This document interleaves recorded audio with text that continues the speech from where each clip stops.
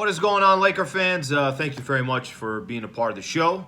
It is Thursday, Lakers Talk Daily. So we're almost 2 weeks in the books here of doing Lakers Talk Daily, Monday through Friday.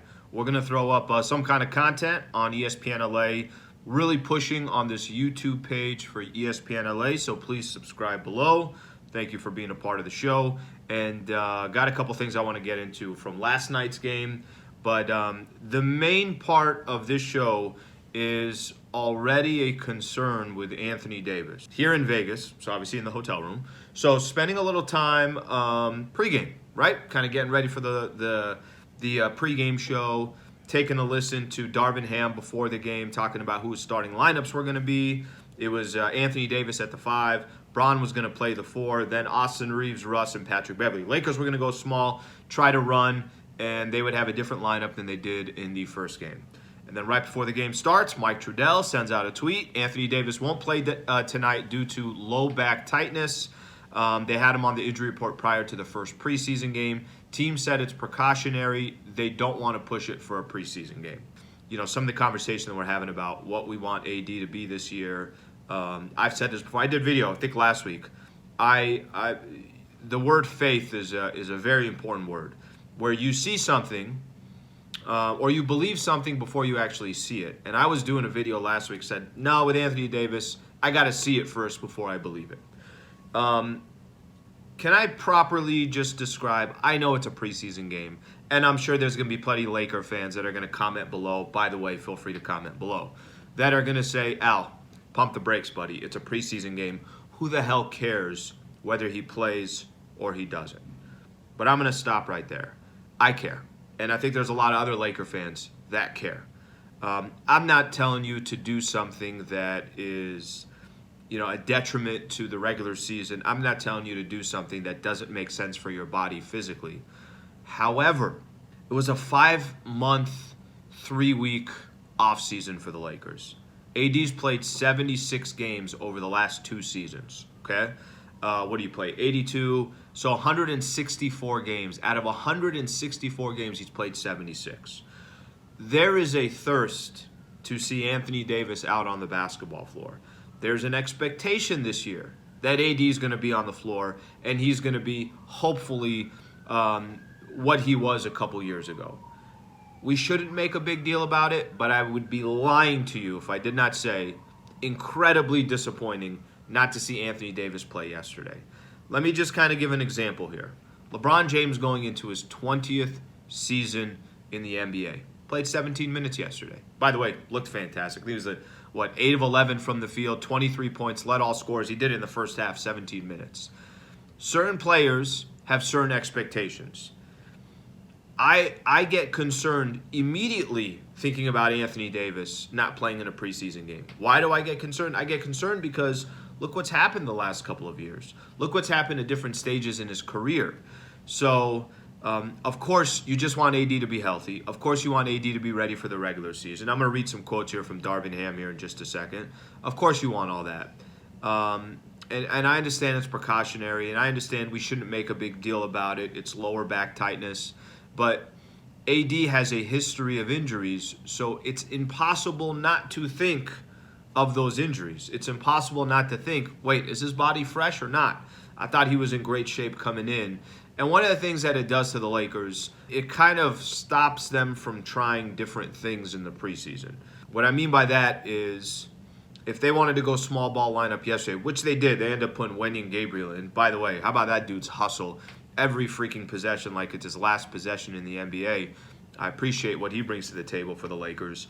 But it stops them from trying different things. Look, we already know this, and we found this out yesterday. We already know that LeBron, Russ, Anthony Davis, and probably most likely there's a good chance that Patrick Beverley will not play tonight. So Lakers still in Vegas. They got Minnesota tonight.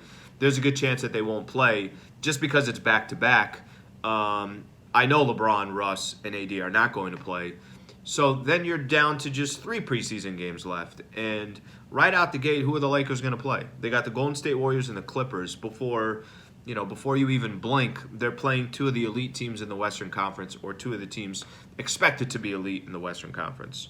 So it is frustrating. For me, it's frustrating, and I'm sure it is for Laker fans, where again, his health is most important. His health is the Lakers' season.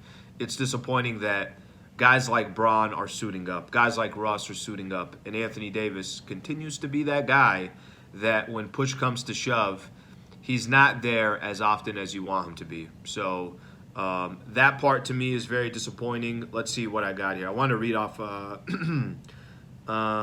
Okay, so this is a quote from Darvin. I'm going to read off. This is from yesterday, I think after the game.